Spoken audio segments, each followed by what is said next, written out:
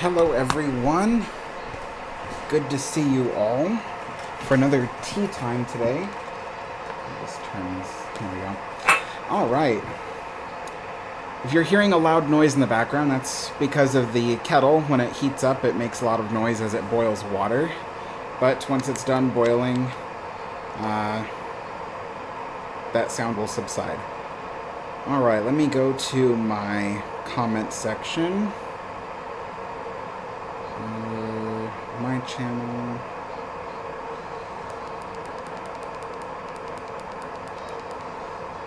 Alrighty. So who do we have here? We have Crittenden. Hello, Crittenden. Hello, Little Gamer. Hello, Mike. Hello, Wyatt. Hello, Tyler. Hello, Steven. And Rena. Hello.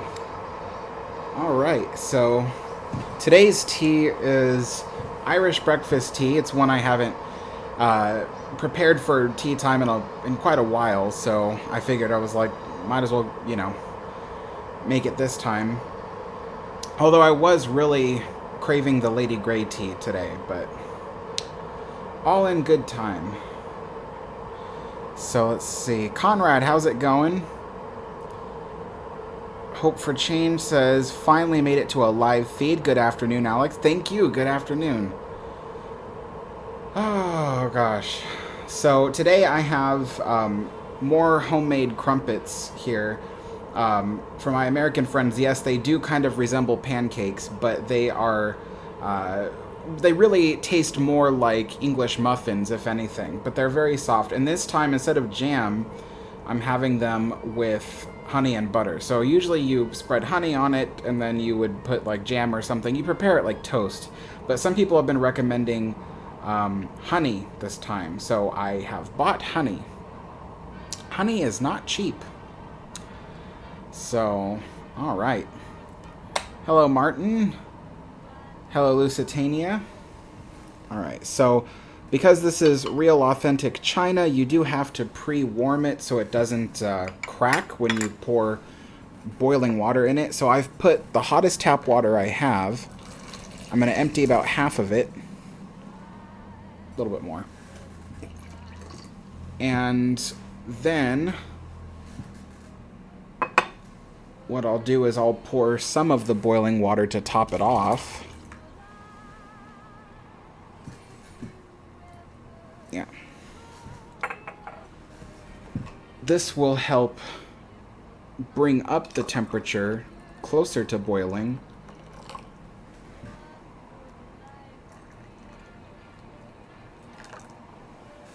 As we wait for that to preheat, I will speak to you folks. So for those who are new, what are these tea times? Well, first and foremost, it's a way for me to kind of connect with people who watch my channel and to, oh, thank you so much, Hope for Change. No questions, just a bit of support. Oh, thank you so much. Yeah, these live streams, these tea time live streams are just a way for me to take a break from working on stuff from the channel and to just engage with you folks and, you know, and just kind of have fun and talk about subjects that, you know, that fascinate us. And so... but as for tea, why tea, and what do I have here? So all this is China and other tea, what do they call that? Tea service that was used on older ships like RMS Queen Mary, RMS Queen Elizabeth, Sylvania, Mauretania 2, other ships like that. And then this style of tea service was, for lack of better words, canceled and redecorated when they were ordering new supplies for the putting into service of the QE2. So when the QE2 went into service in 1969, this particular style was no longer used on Cunard ships. They had a slightly different style that was more just white with gold trim. But these are the same style that was essentially used on ships like RMS Queen Mary and even Aquitania as long ago as 1936. Now, none of these pieces date back to 1936. The way you can tell is because the ones I have are closer to white, whereas the ones from 1936, which were created for Cunard White Star Line, were more ivory colored, and so they were slightly yellower. In fact, what's kind of funny is these two plates are closer to the ivory color, except these plates have a date on the bottom and they don't date back to the 1930s. But it's the same idea, same, cube-shaped teapot, same, rectangular-shaped creamer, all that kind of stuff. So, I think the oldest piece I have dates back to 1952, and the newest piece I have dates to 1967. So, yeah, and I didn't buy it all at once. It was kind of a slow-going collection. But I've always wanted to experience what it was like to be on a classic ocean liner crossing the Atlantic. And this is as close as I can get to it at home. I do have the skills to make the really fancy pastries that they would serve on a Cunard ship, except for the fact that I can't spend all that money and all that time producing those fancy pastries every couple of days for a tea time stream like this. Perhaps one day when I have maybe some friends over or something, I can create something more fancy. We'll see how that goes. But for now, we're having stuff that is pretty much consumed for tea time all over the UK.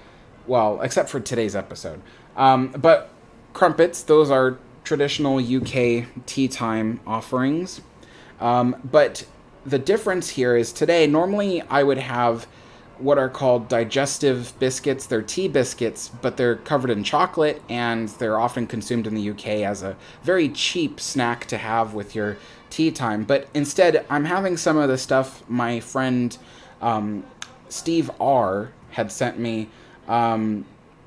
He is Dutch Indonesian, so he actually sent me some Dutch pastries here. This large biscuit is called Spritz. It's basically a butter cookie of some kind.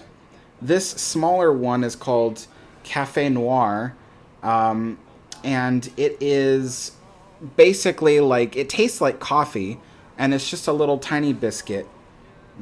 And they're really good on their own, but with tea they're even better. Okay, so time to pour out all this warming water and replace it with a full teapot of boiling water. Let's see.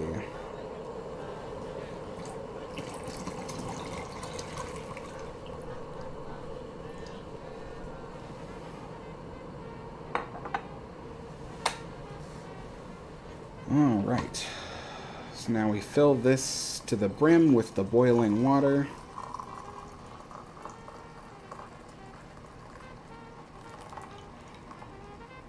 That should be good. And then we put the tea in.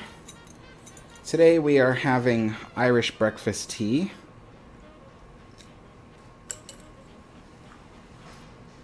And we'll go ahead and put the lid on that. That'll brew for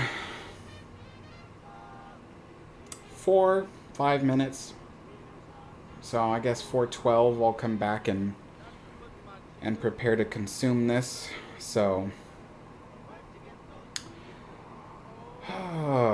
it is the summertime up here in Portland, Oregon, so we do have some scout ants looking around. I keep my apartment usually pretty clean, so I don't really worry about having ant infestation, but the scouts do come into the apartment and they look around for food and stuff, so I'm on the extra lookout in case one of them climbs up on one of my plates or something. These kind of ants, I think they spray a type of acid if they consider you a threat. Because there was one time where I was trying to clean up a couple of the scout ants, and they sprayed something, and it was kind of stinging my nose and my eyes. So I think these are the ones that spray the acid. So let's see. Answer some questions here.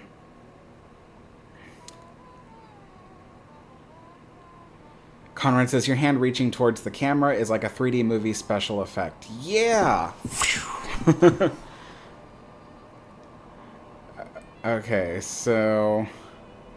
Evan Scott says, can't wait for part 2 next weekend. He's referring to part 2 of my live stream yesterday of Queen Mary's Lost and Abandoned Places. A couple Saturdays out of a month, I do a live stream with my friend Steve A., who is a historian on the Queen Mary, or historian of the Queen Mary, I should say. And we talk about the various lost and abandoned or altered spaces aboard the Queen Mary. And yesterday we did one on the second class lounges, and we only did like half of the stuff on there. So next Saturday, 7 days from now, we'll be doing a part 2 to explore more of those places. Those are really good live streams. They are 90 minutes long, each one, but they are pretty entertaining, and especially when things go spectacularly wrong, like yesterday. Like, for some reason yesterday, in the middle of showing a slideshow of photographs, my computer decided it wanted to promote my friend's channel, LMG Vids. It decided to just show pictures of his logo. I was like, how did this happen? Honestly, part of me thinks he hacked my computer to do that. But yeah. Zachary says, what's your favorite room aboard Queen Mary?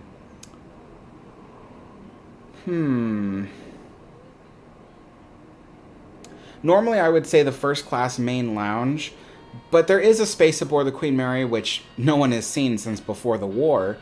But it would have been the second class overflow lounge, which was a lounge we didn't get to yesterday. So if you're going to watch on the next Saturday, we will have the second class overflow lounge on that video. And it was a beautiful room. It was a small room, not anything huge and impressive, but it was a beautiful room. And I think it's a very close runner-up to the first class main lounge, which, even though is like 10 times larger, it's still just a beautiful space. But yeah, first class main lounges was, at least I should say, during Queen Mary's service, was a very beautiful room. And it's funny because I've heard people that they've gone to see it in Long Beach and they're like, that room is not beautiful. And I've tried to tell them it's because it's missing all of its furniture, all of its special lighting, all of its decorations. It's missing a lot of that. So when people look at it today, they're like, this isn't really that impressive. But if you saw old photographs of it, you'd be pretty impressed. Empire of Waterloo says, until watching your channel, I never knew Art Deco could be a teapot. I mean, technically speaking, Art Deco is an interior design and exterior design. It's a design and engineering style. So technically, it wouldn't necessarily be right for me to say this is an Art Deco teapot, but it is from the Art Deco age, and its style was inspired by the same ideals that Art Deco was created for. So in essence, it is an Art Deco teapot. But yeah, it would be, I think a few interior designers would probably look at me weird if I literally called it an Art Deco teapot, but it's the same idea. Let's see, I'm trying to keep up with the comments here. But that style looks cool. Yeah, thank you. Yeah, it's really nice. Oh, it's time for the tea. Burning my fingers again. Here we go. Ow, ow, ow, ow, ow. Okay. Give this a quick stir. Not too much, because the Irish breakfast tea is really strong and bitter, so I try not to linger too much, because it's just a really strong tea. It's much like the Irish, in fact. Very strong people. Those people, tough as nails. All right.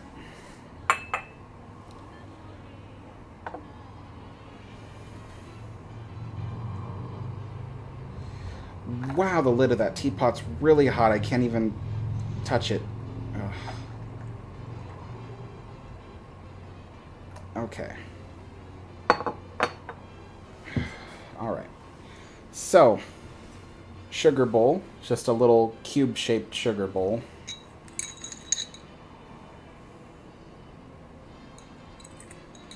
It's funny because on the internet I've run across some people that own some of these tea sets, and they sell them on eBay and stuff because, you know, they're just like, oh, they crack too easy. And this one person, I remember I was talking to them, and they said, why does it crack so easy? I said, you have to pre-warm it. You have to be very gentle because this is real china. This isn't like the you know, cheap coffee mugs you buy, you know, on Amazon. You know, those things are made to be indestructible when it comes to heat, but these things are, they're very, what's the word? They're delicate, you know. But, alright. I would normally taste it, but that's probably blisteringly hot. I know I burned myself last time I tried to taste it before I let it cool down. Let's see. RP Tranter says, hi everyone. Been a nice hot day in the UK. 26 degrees Celsius in Manchester. Yeah, I don't know what that is in Fahrenheit, but yeah, it is actually a pretty warm day here. Up here in Portland, it's 80 degrees Fahrenheit, which is it's a warm day for, you know, considering, well, see, I see a scout ant. Okay, sorry about that. The ants, they're out in full force today, and I don't want them climbing on the food. Just double checking. Okay, yeah, warm day today.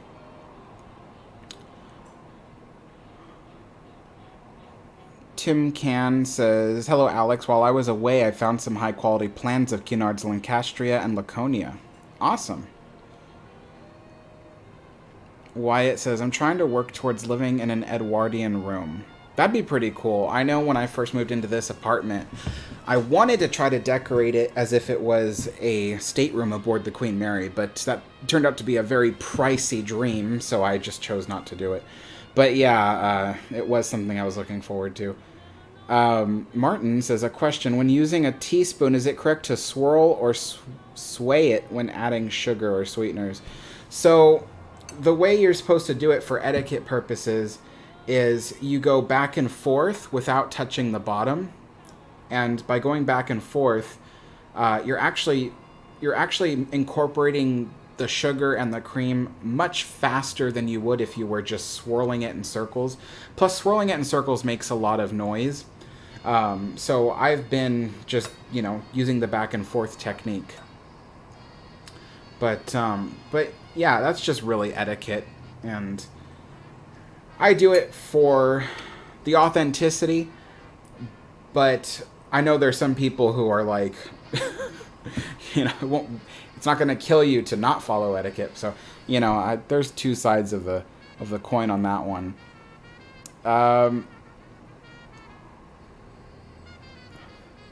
Hope for Change says, I love honey in my tea. I wonder if that be an abomination in formal tea circles. I don't think it is. I think honey is actually the next best thing to sugar. So if you're someone who doesn't want to put straight up sugar in your tea, honey is the next best thing. So I don't think that's actually a problem. I think some people in the UK actually drink their tea with honey. It's when you do something else, like when you use some other kind of thing, like agave nectar, for instance. In the United States, it's okay to put agave nectar in tea to sweeten it, but I think it might be seen as weird in the UK.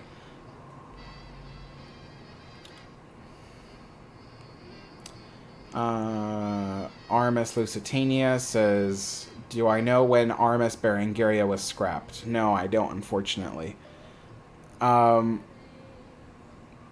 see. Conrad says, oh, he's talking about the ants. Hello, Daniel.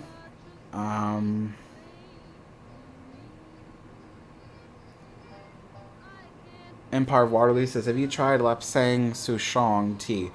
I don't believe I have. I've tried many different kinds of tea, but for these particular live streams, I try to stick with tea that is traditional, you know, British consumed teas. And the reason why is because I'm using a traditional British tea set. Now, that being said, I do have other kinds of tea. Like in my cupboard, I also have Darjeeling tea. So I have that, but I don't consume it here on the live stream because I don't think Darjeeling is one that they would have served on the Queen Mary, for instance.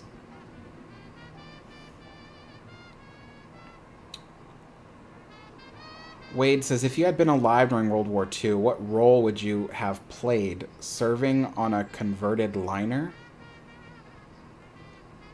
I don't know. I mean, people didn't really get to choose, honestly. I mean, if you were called into service, they put you where they wanted you. So I don't know, but I don't like to think about that because war is something I really dread.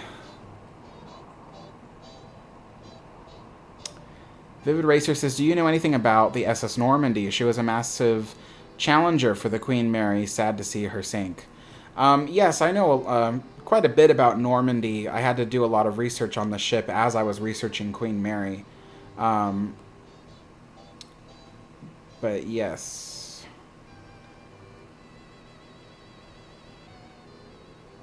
Lusitania asks, why was Lusitania a passenger liner in World War I, but Mauretania was not? My knowledge on that is really fuzzy, but I think if I have it correctly, the reason why is because they're... Well, okay, first of all, the Cunard line ships were not 100% into the war at the time that Lusitania was still in passenger service. They didn't officially stop with the passenger service in Britain until Lusitania sank. It was because Lusitania sank that the British government was like, okay, no more passenger ships because they're going to sink them. So if I have it correctly, then that's why. But it's not that, they decided Mauretania would be, in military service and Lusitania wouldn't. It's just that they didn't decide to put any ship, any ocean liner, in military service until Lusitania sank because they didn't think that anybody would try to sink a massive passenger liner. At least, again, that's my limited understanding of it. So, let's see. Steven says, having been on the ship a number of times, I noticed two dark rooms and the wood looked. Is this the I think what you're asking is that the wood in the various rooms aboard Queen Mary look too dark? So the reason why is the result of time, because the varnish that's been placed on the wood on the Queen Mary has faded. When varnish fades, it tends to get darker, becomes more like an amber color, and that can darken the wood. So all the wood on the Queen Mary is slightly darker than it would have been. Now, I say slightly. I don't want people to think it's like some bright wood, like fresh lumber. It wasn't that bright. It was still somewhat of a honey color, but the wood today on Queen Mary is a little bit darker than honey color. It's like a dark honey, if you'll imagine.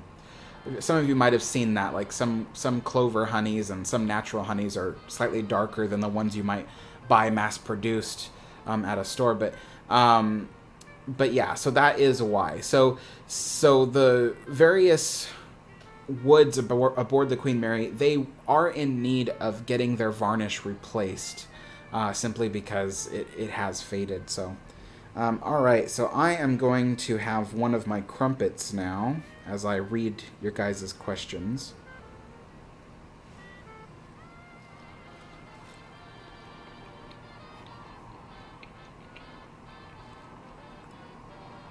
Evan Scott says no Dark Harbor this year at the ship. Oh, did you must have read something today that they said they canceled it?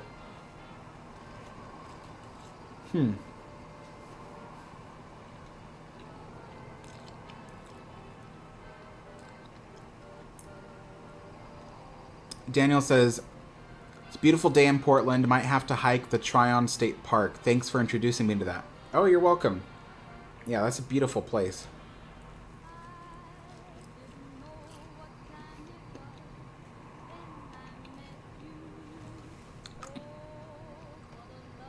Daniel Ramirez says, was the SS Nomadic a tugboat?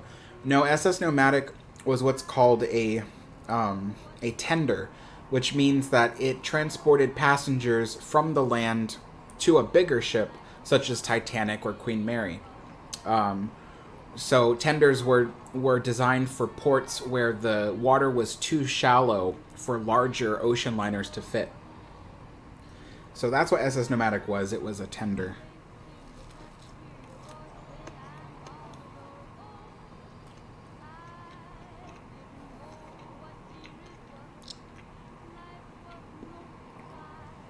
Jacqueline says, hi Alex, who's your favorite history YouTube channel? I try not to pick favorites when it comes to other YouTubers because other YouTubers do watch my stuff and it would make them feel not very happy if I was picking favorites. So yeah, I try not to.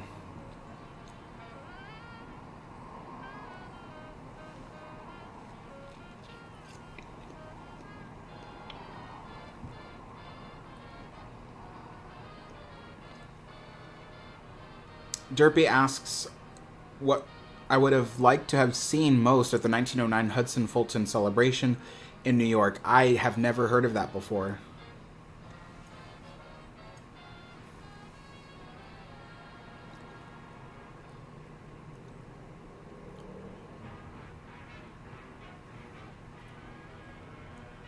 Conrad says you can neutralize ant trails with dissolved baking soda. Oh yeah, I've heard of that. I've been using it actually. But there's just a lot of scouts out, so even though they're not creating trails, or I mean they are creating trails, but there's no trails of ants, it's just there's scouts everywhere. They're all looking for stuff. I keep my apartment pretty clean, so there's no reason for them to bombard my apartment, but they are looking.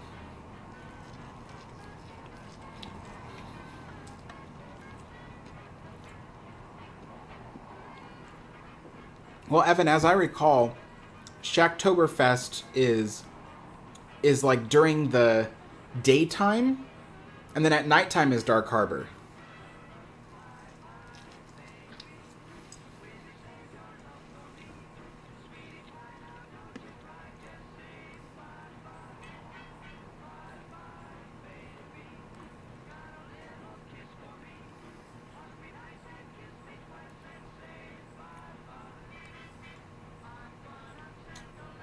Awesome, Daniel. Well, you can always email me, and I can see it that way.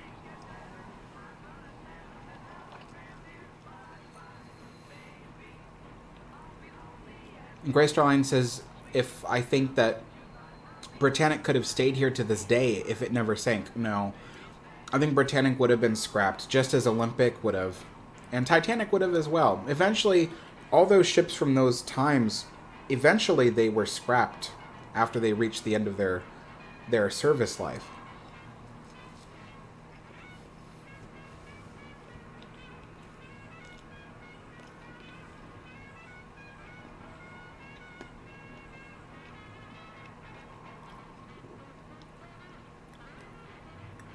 Usitania says, for me, Queen Mary looks bigger than Queen Elizabeth.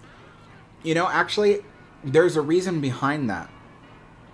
So the reason why is because, you see, the two ships, length and width-wise, were practically the same size. They had the exact same width, except in length, Queen Elizabeth was 10 feet longer than Queen Mary. So Queen Mary was 1,019.5 feet long. Queen Elizabeth was 1,029.5 feet long. And so, because of that, she was 10 feet longer than Queen Mary. But the reason why Queen Mary still looks larger to the eye is because Queen Mary has a lot more equipment on the top decks. She has a third funnel, which often tricks the eye into thinking that the liner is longer than it really is, as well as the fact that that Queen Mary just I already said the equipment. So yeah, the equipment on the top of the ship makes the ship look taller and larger. But in actuality, it was Queen Elizabeth that was larger.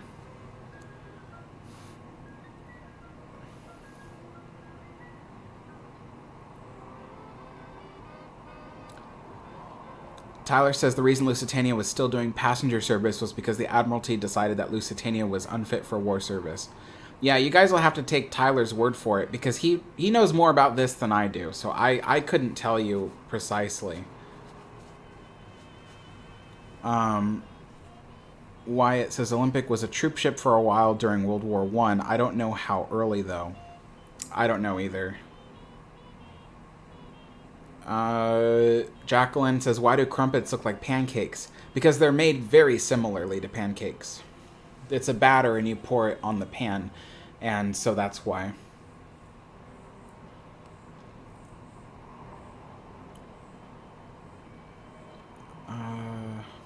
Conrad says, were the different woods on Queen Mary all sent to one location and fastened by Cunard?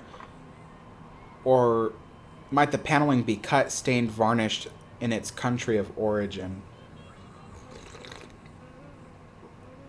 The paneling would have been sent raw to Cunard. So it would have been cut at its location to the veneers necessary.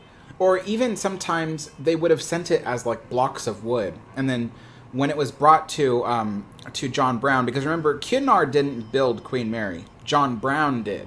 So when the wood was sent to John Brown could have then created the veneer out of it. So what they do for Queen Mary's wood paneling is, it would be expensive. See, the wood paneling on Queen Mary is about 1/3 of an inch thick. I think if I was to try to make that into millimeters, that would, or no, centimeters, that would probably be 1 centimeter thick, I think. Or no, millimeter. 1 millimeter thick. I don't know the metric. Anyway, so where was I? So on Queen Mary's wood paneling, it was about 1/3 of an inch thick. And if they had tried to make that out of the solid wood, they would have spent a lot of money on all that expensive wood. So what they did was they had plywood. It was a special plywood that was designed to burn very slowly.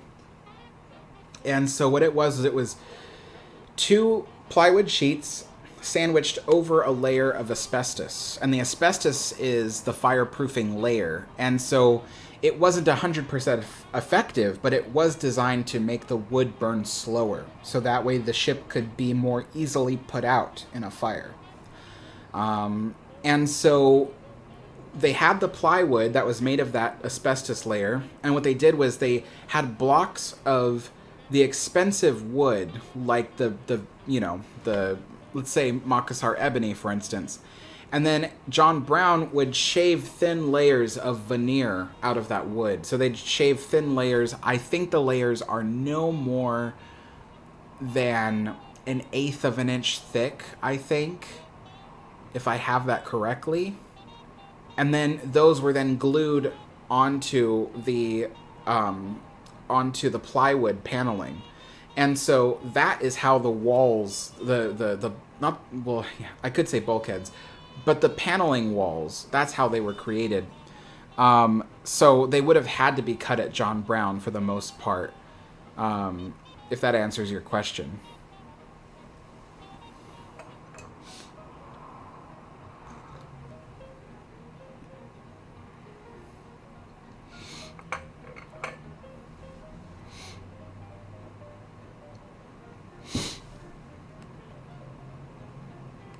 Jacqueline says, what's the difference between pancakes and crumpets? pancakes usually have a lot of different ingredients in them. They usually have like milk or buttermilk. They have melted butter in them. They have, you know, sugar, sometimes vanilla, and then egg. But the crumpets, what they're made of is very simple ingredients. It's flour, water, salt, sugar, yeast, and baking powder. Oh, and baking powder is in pancakes as well. But that's it. Flour, water, salt, sugar, yeast, and baking powder. And you let that kind of ferment for like 30 minutes. And then when the batter is nice and poofy, then you can pour it onto a pan. The taste, so pancakes are very sweet, right? Pancakes are usually very sweet, and you have them with syrup and stuff like that.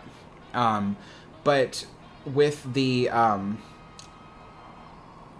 crumpets, the way that you have those, the flavor of them is like an English muffin. So it's like bread. It tastes like bread, and you usually prepare it the way you might with toast, so butter and jam or butter and honey. It's very a mild flavor compared to a pancake. And the other thing too is that crumpets have these very distinctive holes on the top. So with a pancake, you have smooth sides on both layers. But with a crumpet, you have these distinctive holes, just like an English muffin. And it's designed to soak up all that butter and honey and, you know, jam and all that. So that's what it is.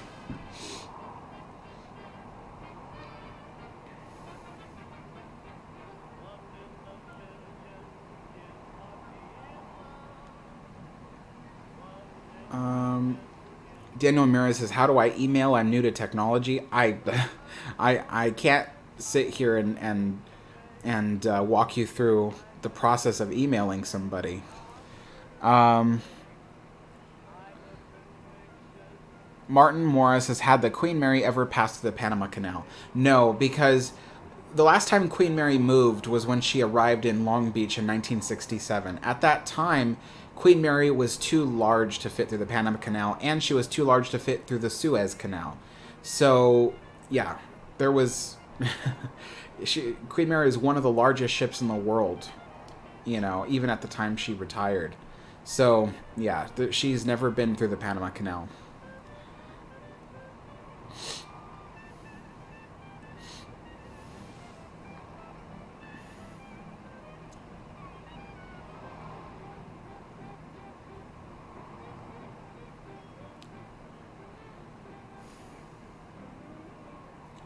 Let's see.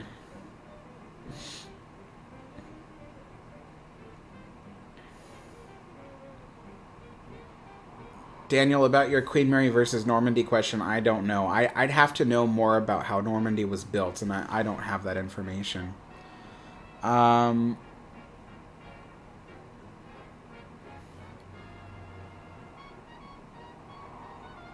see.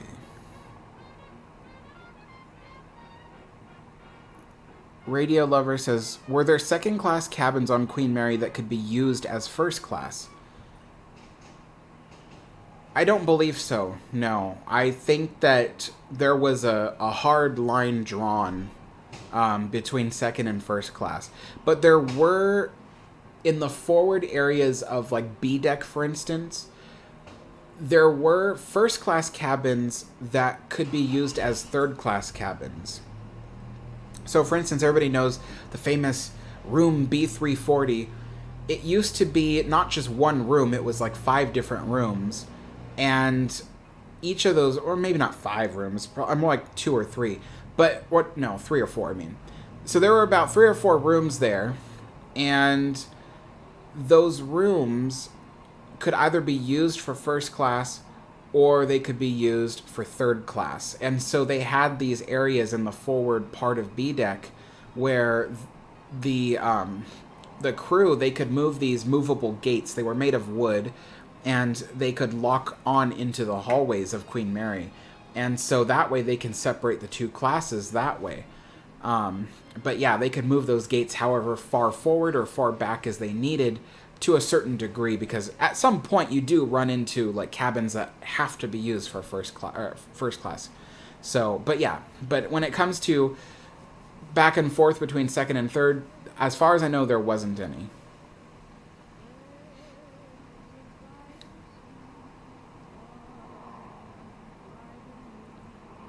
Eric says, holy cow, Alex is doing another tea stream. I do it every Wednesday and Friday, Eric. You know that. Martin says, now that you mentioned asbestos, has all the asbestos been removed from Queen Mary? No, because if you were to try to do that, you won't have a Queen Mary left. So pretty much most of Queen Mary is made of asbestos. Believe it or not. All the wood paneling is made with asbestos. All the handrails, the dresser handles, the door handles, well, not all the door handles. Some of the door handles are metal, but, But nevertheless, the door handles to your cabinets, light switches, things like that, those are all made with asbestos as an ingredient. And even when you go into the engine rooms, a lot of the pipes are still covered in their original asbestos coverings. Now, this is really important for everybody to understand. Asbestos is not dangerous if you don't disturb it. If you leave it as is, it'll be perfectly safe. Asbestos is only dangerous if you disturb it. So the process of removing asbestos from the Queen Mary is more dangerous than just leaving it there.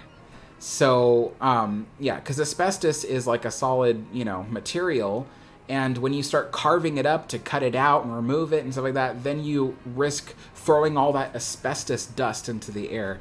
So, yeah, so Queen Mary has not had all her asbestos removed, and she is allowed to remain with her asbestos as long as proper care and measures are taken for the items that include asbestos in it. But yes, quite a lot of Queen Mary is made with asbestos. But again, I have to reiterate, it is perfectly safe if you don't disturb it. So that's why, I don't want to hear in the future anybody going, oh, I stayed aboard Queen Mary and now I have mesothelioma. It's like, no, that's not possible. The only way you could have mesothelioma from staying on Queen Mary is if you personally took a saw and were sawing into the wood walls of the Queen Mary and you were breathing that dust in, then yeah, I could see that happening. But otherwise, if you're just staying on the ship as normal, there's no way you could get asbestos poisoning. So just wanted to let everybody know, because as soon as people hear the word asbestos, they freak out. But yeah.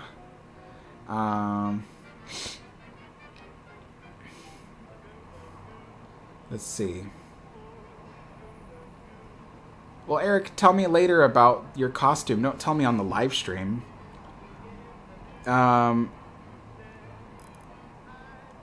Joanna says, hi, if an American company managed to convince Cunard to sell RMS Queen Mary, and Queen Mary returns to service as an ocean liner transporting passengers, that's not possible, you see, because Cunard doesn't own the Queen Mary. The Queen Mary is owned by the city of Long Beach. The Queen Mary was sold from Cunard in 1967, and it has belonged to the city of Long Beach ever since. And you can't really convince the city of Long Beach to sell the Queen Mary. They wouldn't sell the Queen Mary unless they sold it for well over, $2 billion. So I don't think that anybody would really be able to buy the Queen Mary for $2 billion unless it was a major company. But most companies know that. See, the problem, I have videos on this, but the problem is that you can't just run the Queen Mary. She was really expensive to begin with. Even if you installed fuel-efficient engines on her, she's still one of those ships that needs a lot of maintenance. The older the ship is, the more costly it is to maintain. Queen Mary is ancient, so the amount of maintenance costs would boggle the mind. Let me just put it very simply. There's no way ever Queen Mary will ever return to service. It's not possible at all. Is it possible in a fantasy world where there's a really, really rich person who's got billions upon billions of dollars and doesn't care how they spend it, and they spend it on anything without even thinking about it, then yeah, maybe it's possible. But anybody with any business sense at all knows that it would not be profitable to operate the Queen Mary. And it would not be a very easy prospect to do. So I just want to make sure people know that, because there's a lot of people that wonder, can Queen Mary return to service? And it's pretty much a great big no, you know. Let's see. Daniel Ramirez says, did you know that China still makes steam locomotives until the year 2000? Yes, I did. Radio Lover says, are there any photos of room B340 pre-conversion? If there are, I haven't seen any. They would probably be in Cunard's, what do you call it? It would probably be in their archives somewhere.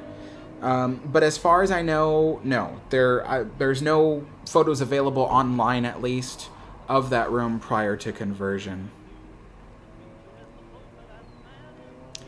All right, let's see. Eric asks, how is asbestos dangerous? So asbestos is a type of mineral. So you could say it's a rock. When it breaks apart, it breaks into little thin microscopic hairs. Those hairs, if they are ingested into your body, let's say if you breathe them in, they would get lodged in your lungs. And because they're like a mineral, and because they're not biodegradable, your body can't remove that to protect itself. So instead what happens is your body creates scar tissues in your lungs, and that can create cancers and mesothelioma and stuff like that. So that's why asbestos is really harmful. You know, if asbestos gets in your eyes, same issue. It's hard to remove. It's microscopic, you know, and your body will create scar tissues around it. You know, asbestos is really, really dangerous for that reason. But asbestos was at one point practically a miracle material, because asbestos was one of those things where you could mix it into other things like plastics. Because you think about Bakelite. Bakelite was one of the first plastics ever created, and what made it such a miraculous material was the asbestos ingredient. The asbestos prevented the Bakelite from easily melting in high temperatures. It prevented the Bakelite from feeling cold to the touch. Bakelite was really just, and it was really strong material, so asbestos was really a miraculous material until people discovered that it was just so dangerous. Zach asks, why does Queen Mary need bilge pumps right now? That's a really good question. So even though the Queen Mary is not in service as a ocean liner, she still needs bilge pumps because she's still floating in the water. Now, at any time, there's approximately 12 feet of water underneath the bottom keel of the Queen Mary.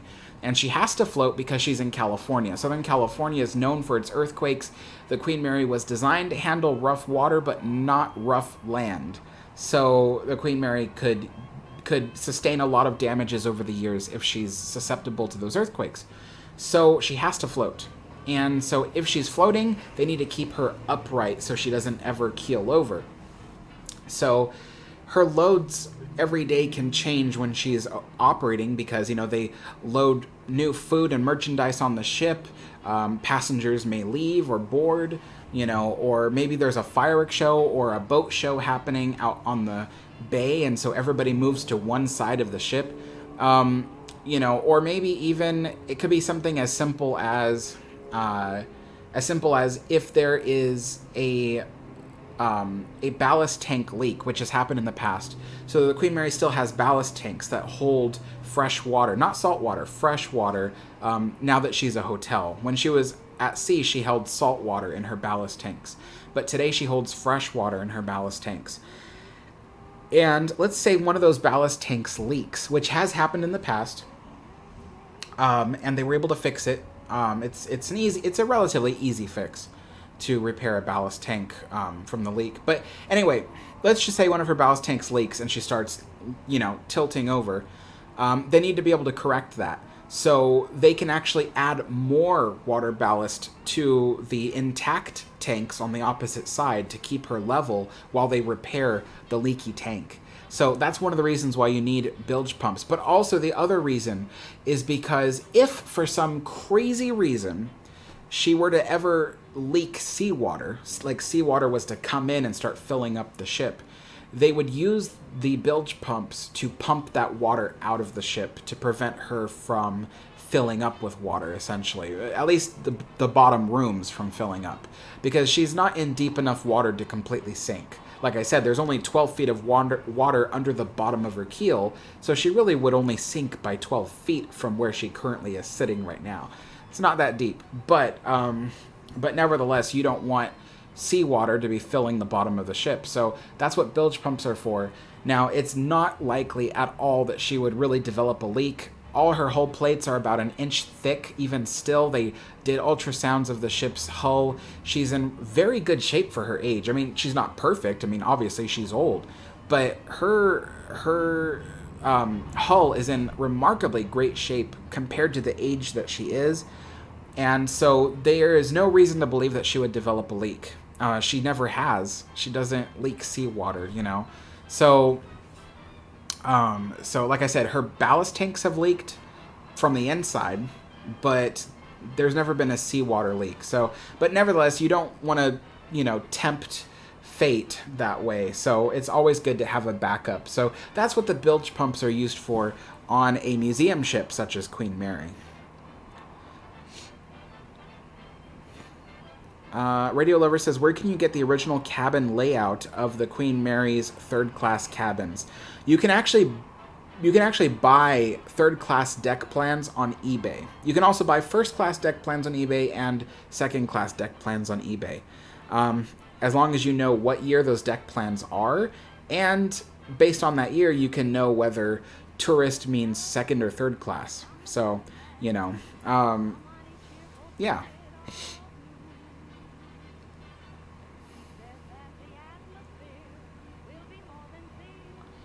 Tim Can says, you know, Cunard at one point worked with the state of Texas to build a bunch of wooden trampers for World War I. I don't know what wooden trampers are.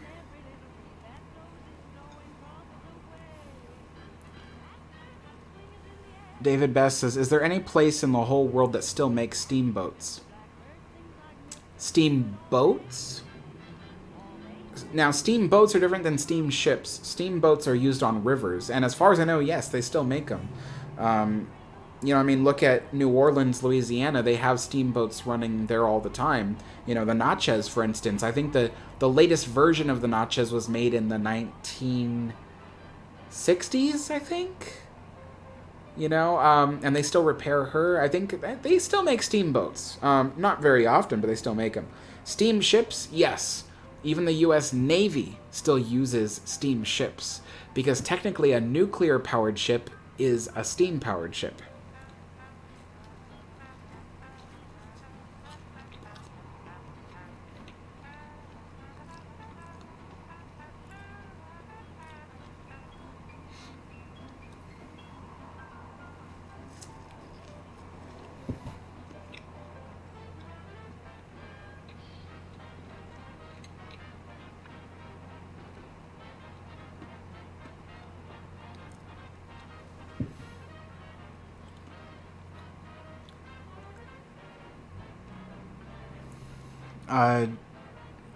Joanna.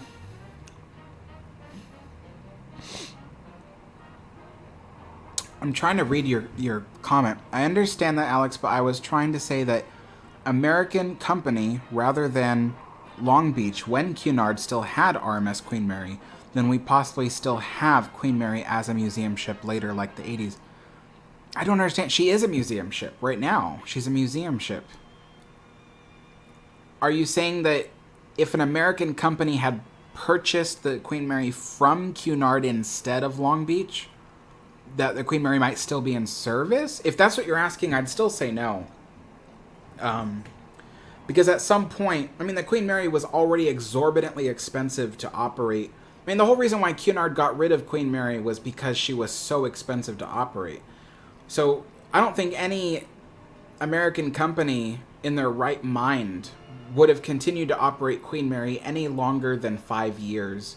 So I think by 1973, oh, especially 1973, because 1973 was when the world experienced that fuel shortage.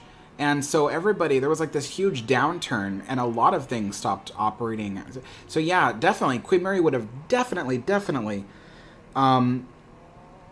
would have stopped operating as an ocean liner by 1973, no matter what, because of the fuel shortage and how long it lasted.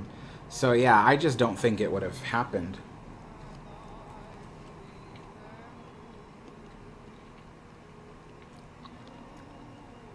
Evan Scott says, can't wait for October 1st. Me too, but just keep in mind, it's not set in date. They haven't officially said the Queen Mary will reopen on October 1st, but they are saying that they're hoping for it. So nobody make travel plans just yet. I don't want you to be freaked out if all of a sudden the Queen Mary doesn't open on October 1st.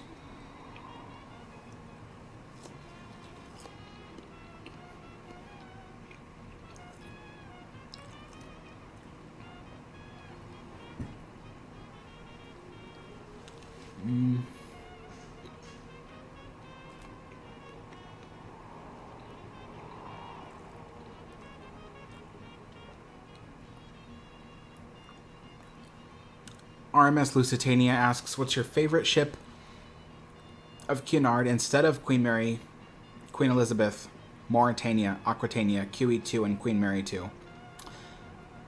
Well then, without those, I don't have any. I don't have a favorite Cunard ship without those. So, because those were my list of favorites. So without them, I couldn't say any other Cunard ship is my favorite.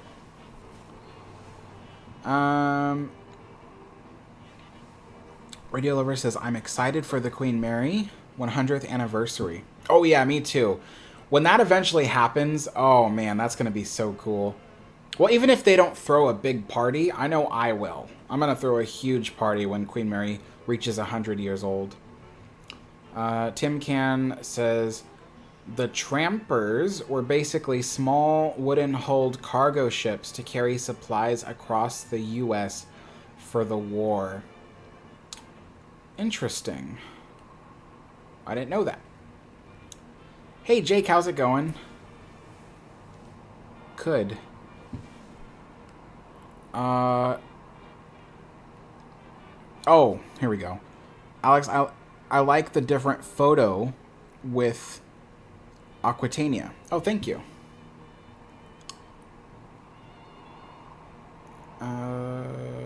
Lusitania says, gotta go. Okay, see you later. Tiffy Robert says, hi, Alex, from sunny San Diego.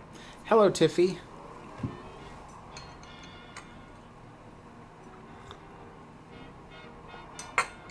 Zach says, do you live near the Queen Mary? No, unfortunately, I don't. I live 1,000 miles north. I live in Portland, Oregon. Donald says, Alex, have you ever done an in-depth discussion of the Royal Jubilee Week by Alfred Thompson? I have sat there and heard many stories about hidden objects. I haven't done an in-depth discussion about it. I mean, it was interesting hearing the stories that I did hear, but, you know, art isn't really my thing, so, I don't know. I like really more steamship technology, so I don't know. I wouldn't really, like, host an in-depth discussion, but I have had, my friend Steve A., he kind of described to me the different things that can be found in that art piece.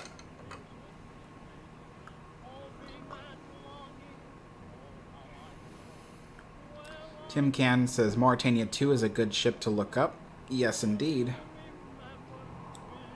Daniel Ramirez says, were there any trains with Art Deco? Oh, lots of them. In the 1930s, tons of trains adopted the Art Deco style. A lot of them were called streamline trains. So, and yes, that does actually play into the streamline modern look, because technically streamline modern is a form of Art Deco, just a later form of Art Deco. But yeah, there were lots of trains with Art Deco in them.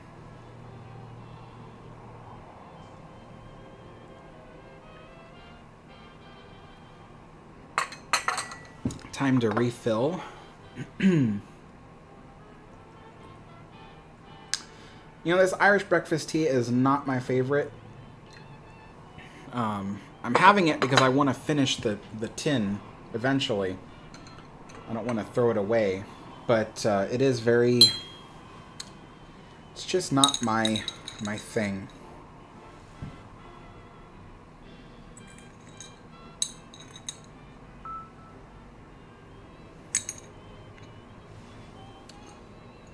All right.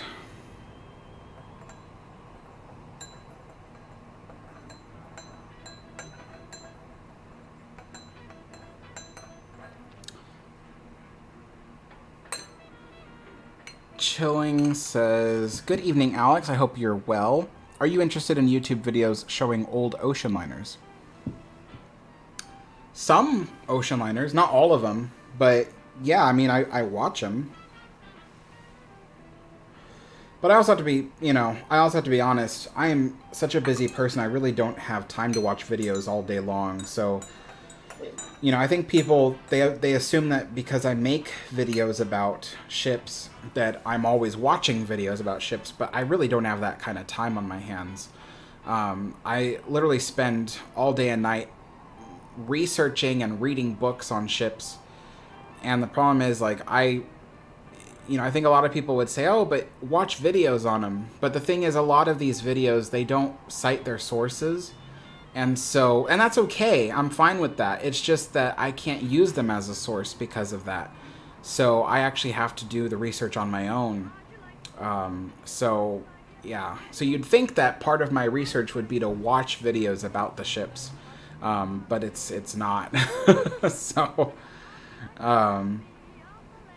And not all the ships are ships I want to learn about, So some of them are just like, ships that I just don't see myself enjoying, Like there's a lot of videos about Normandy, but Normandy I'm not really that interested in, so I don't really watch very many videos about Normandy.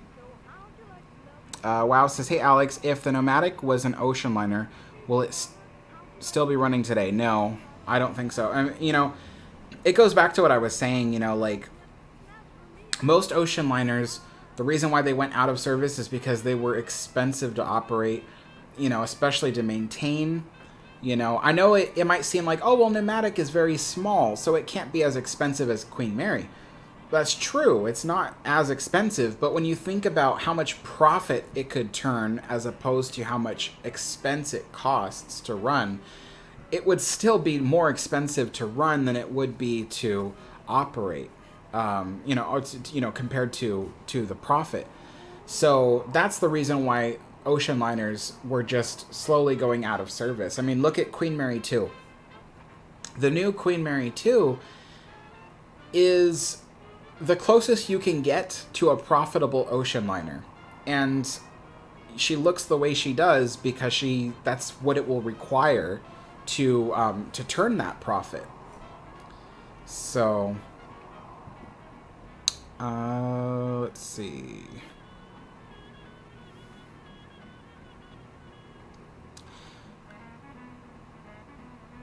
Minecraft Ocean Liner Showcase says, "What year would be more appropriate to designate the year of a ship?" I usually use the year of their maiden voyages, but I've seen many people use the year of their launches. The year of the launch is the correct way to label a ship's age. So, for instance, a lot of people, if they say, oh, today's video is about RMS Queen Mary, and then sometimes they put 1936 because that's the year she went into service. But it wouldn't be correct to say RMS Queen Mary 1936. They always measure a ship's age from her launch. So you would say RMS Queen Mary 1934. And that does throw people off. It throws people off because if you tell the average person on the street who knows nothing about ships, you say, oh, RMS Queen Mary is from 1934. they'll think that she literally entered service in 1934. They'll think the maiden voyage was 1934. But the truth is different. The truth is that she was launched in 34. But so while it is confusing, it's correct to use the launch date as the date of the ship.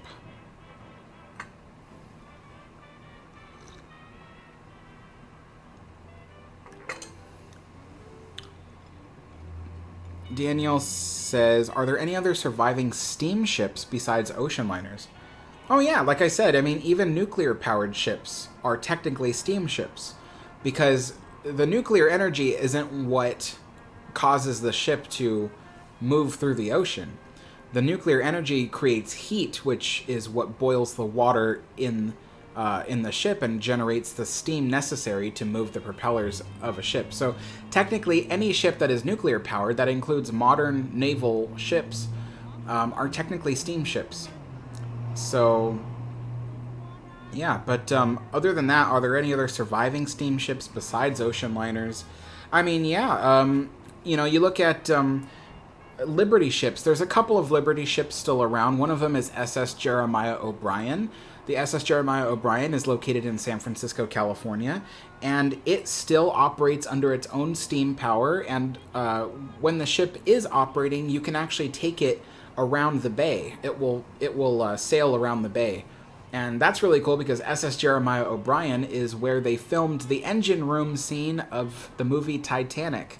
That's because the SS Jeremiah O'Brien has a triple expansion engine, which is similar to the quadruple cylinder triple expansion engine of Titanic. That's why James Cameron filmed there. But that was just a little fun fact. But yeah, there are lots of steamships still around. Let's see.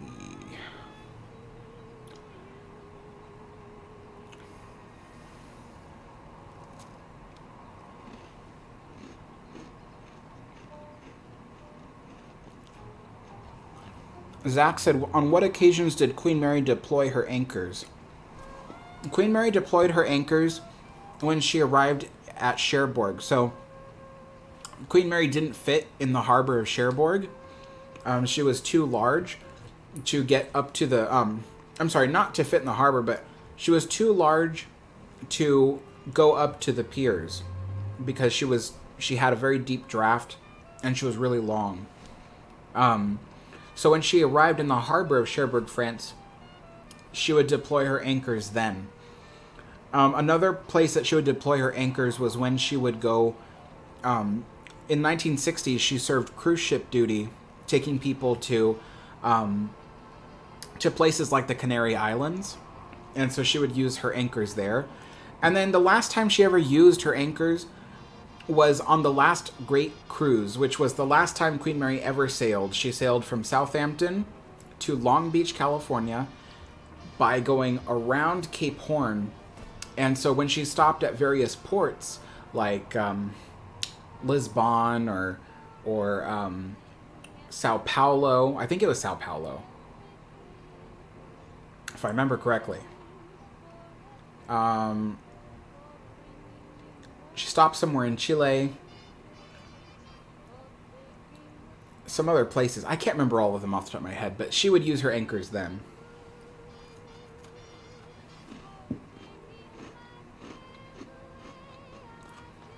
Daniel says, you can buy pretty authentic British crumpets at Trader Joe's in Portland. Also, Market of Choice has some tasty English goods too. Yeah, I saw your previous message about that. The reason why I didn't answer is because I don't drive, I don't have a car, I can't get to Trader Joe's, and I don't often order from Trader Joe's.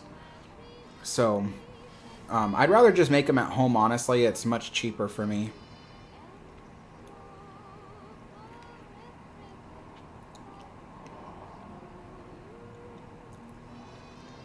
Crittenden says, hey Alex, will the city of Long Beach take care of Queen Mary, or are they leasing her? So they will be taking care of the Queen Mary. So in the past, what they did was they created only one master lease. The master lease was created for the Rather Port Corporation, which was owned by Jack Rather.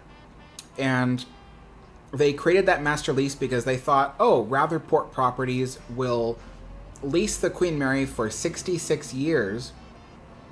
And they thought, you know, Rutherport will take care of the Queen Mary. And Rutherport was a very notable, noble, wonderful company at the time. In the early years when Jack Rather was still alive, he had a lot of very successful hotel properties, and in fact, he was one of the few operators of the Queen Mary that ever did an amazing job and actually ran the ship very well. Problem was that after Jack Rather died, Rutherport Properties, they just kind of, their quality just took a dive. And eventually, because they owned the rights and the name of the Disneyland Hotel, Disney bought the Rutherport Corporation just so they can own the Disneyland Hotel. But that's when the master lease, which was held by the Rather Corporation. Now, when I say lease, I don't mean sold. The city of Long Beach didn't sell the Queen Mary to Rutherport. They leased it. So Long Beach still owned the Queen Mary, but everything that had to do with its operation was leased to Rutherport, and the private company would operate the ship. Well, when Disney bought Rutherport in 1988 and 1989, 1989 was when it went into effect. So when that happened in 1989, basically that lease had to go somewhere. It was still good for a long time. And so that lease was then awarded to Disney because it was a legally binding lease. So somebody had to own it.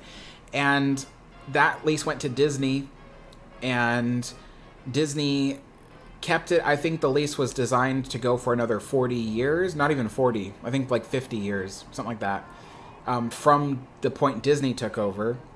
And then when Disney gave up the Queen Mary, that lease, again, had to transfer to somebody. So it went on and on like that. And the lease would actually be recycled occasionally. So the lease wasn't allowed to be destroyed between lessees, but it was allowed to be renewed. And so sometimes the 66-year lease would be renewed for a full 66 years.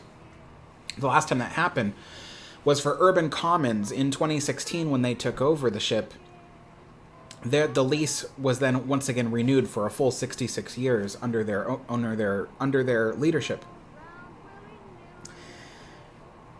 But you see, the problem with the lease was it didn't give the city a lot of control over the ship. So if something happened to the ship, it was up to the private company. They were the leaseholders. It's the same thing like when you lease a car from a dealership. The dealership doesn't say, oh, we want this to happen to the car, we want that to happen to the car. No, that's all you. You're the one leasing the car. It's your car, basically. So that's the same thing. So, these companies, they would run the ship however they ran it, and the city couldn't do very much to intervene unless they saw that there was literal, really bad neglect happening. That was weird. But in any case, the difference now is that because Urban Commons ended up going to the courts over various things like fraudulent expenses,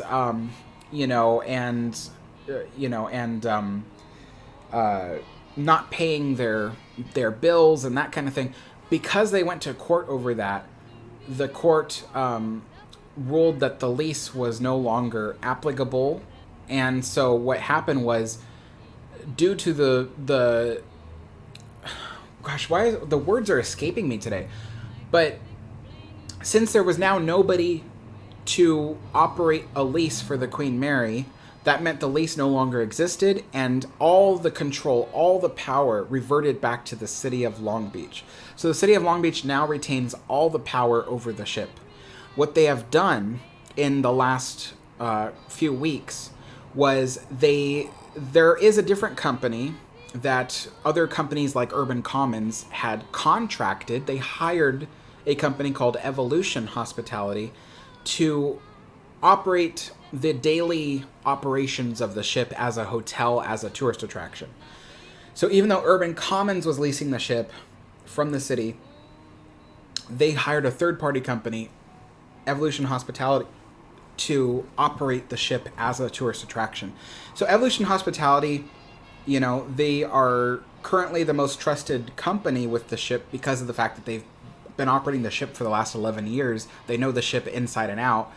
And when the city said, we want to reopen the ship, but we need a company that will at least operate the daily stuff that the ship needs, staffing it, for instance, because the city can't staff the ship themselves. They need to have a third-party company do it.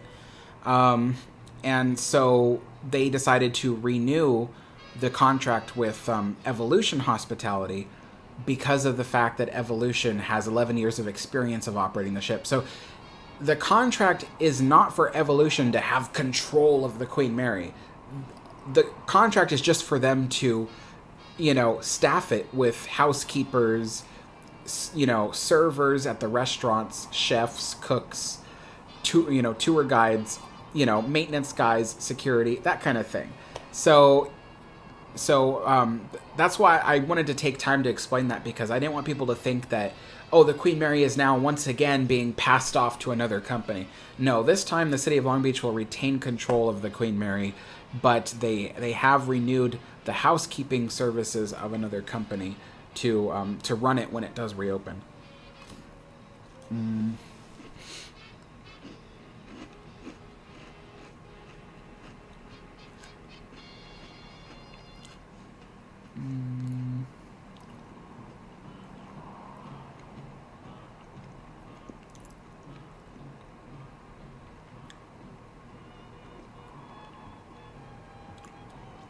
Martin Morris says, Alex, if someone would move a telegraph control on the bridge of Queen Mary, would there be an indicator in the engine room to show that move today?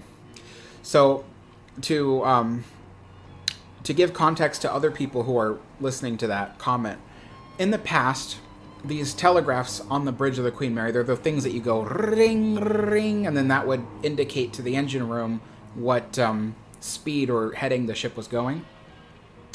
In the past, you would ring it, and then whatever you stopped it on, like let's say you stopped it on slow ahead, then in the engine room, the little arrow would stop on slow ahead, and they could see that from the engine room. If you did that today on the Queen Mary, which, yes, her telegraphs at the front can still move, it would not indicate in the engine room. And the reason why is because they actually disconnected. They severed the lines that connected the telegraphs. So the telegraphs aren't even powered by electricity anymore, because I think they were electrified, at least for lighting. But yeah, they are the telegraph system in the bridge of the ship. Most of the controls in the bridge of the ship are all disconnected. So nothing is connected anymore. Yeah.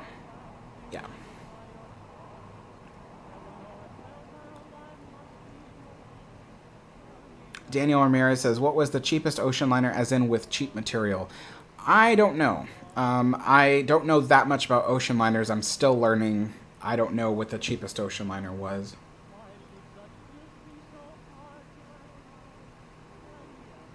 Jake says, Alex, I think it was in Rio de Janeiro. Yes, I think you're right. Rio de Janeiro. Yeah.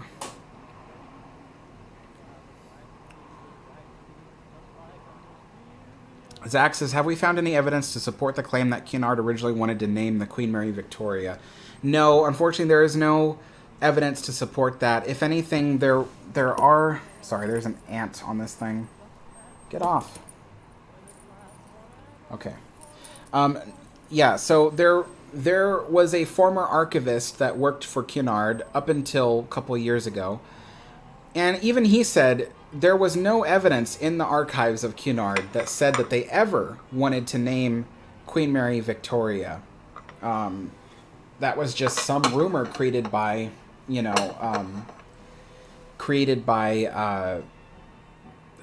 the newspapers to sell a good story. So, yeah, even the former archivist, who no longer works for Cunard, had said that there was no evidence to it. So,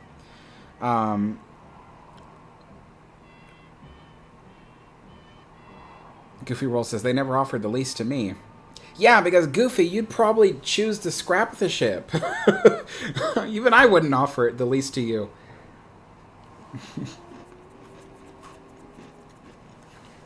Alright, so it's 5:20.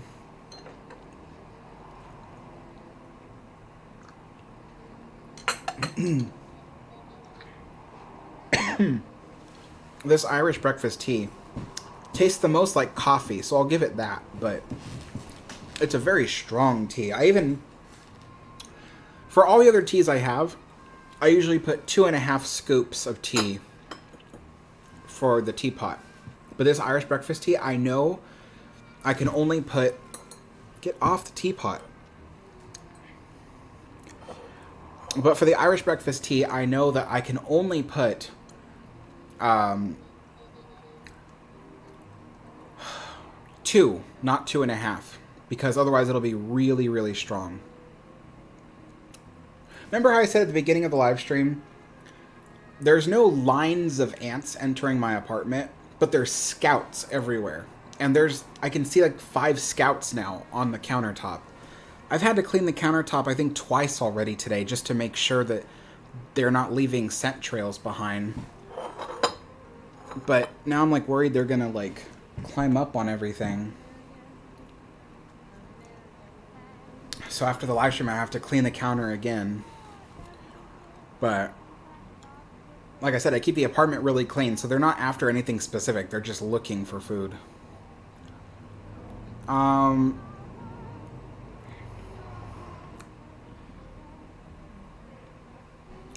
Chilling says, how do you clean the tea stains off your china? They don't really leave tea stains because they're really well glazed, so they don't retain staining. So I don't really have to. I wipe them with the smooth part of a sponge. I never use abrasives on this stuff because abrasives may not immediately damage your china, but if you use abrasives all the time for your china, you'll eventually wear away the glazing that covers it, and that just ruins things. So I only ever wash any of this china with the smooth part of the sponge, and when I do that, it just the tea stains come right off because it doesn't stain it. So yeah, I don't really have that problem, but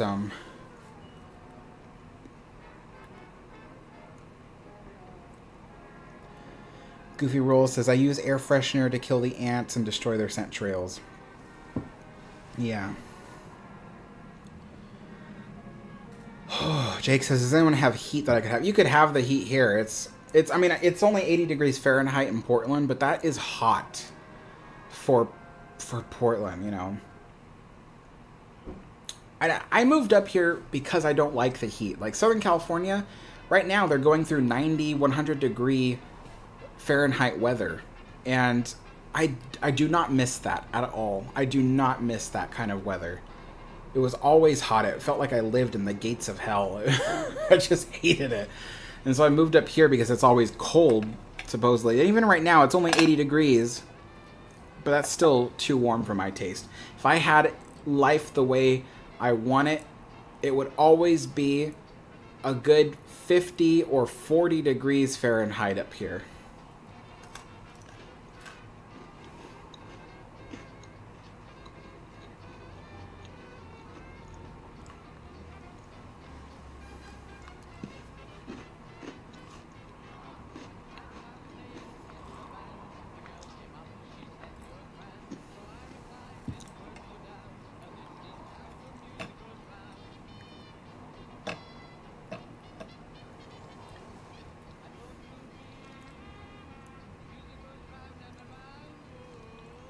Jake says 61 degrees Fahrenheit, but it's overcast and raining. That's good weather for me. I love that.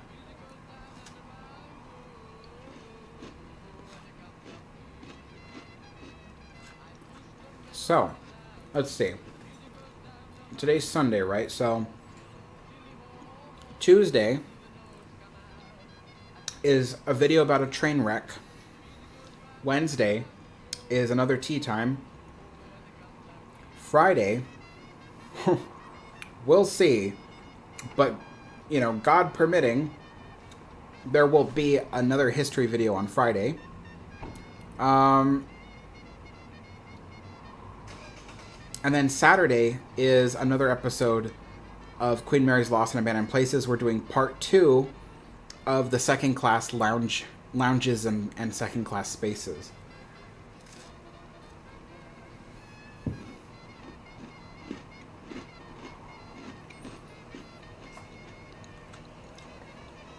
Chilling says, do you have a favorite brand of Earl Grey? Yes, Twinings Earl Grey is my favorite brand.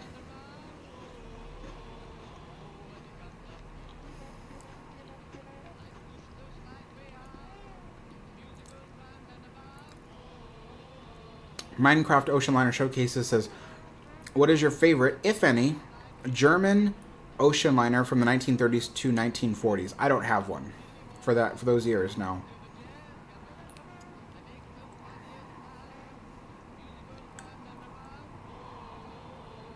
Jake says, Monday for me. Is today Monday for you?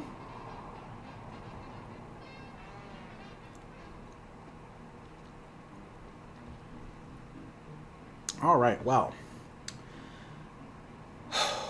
It is really hot. I can't wait to get out of this jacket. So anyway, folks, I want to thank you all for watching me. Not that sounded weird. Thank you all for watching the live stream today. And I'm going to try to clean up all this tea stuff before the ants discover it and start filing into the house.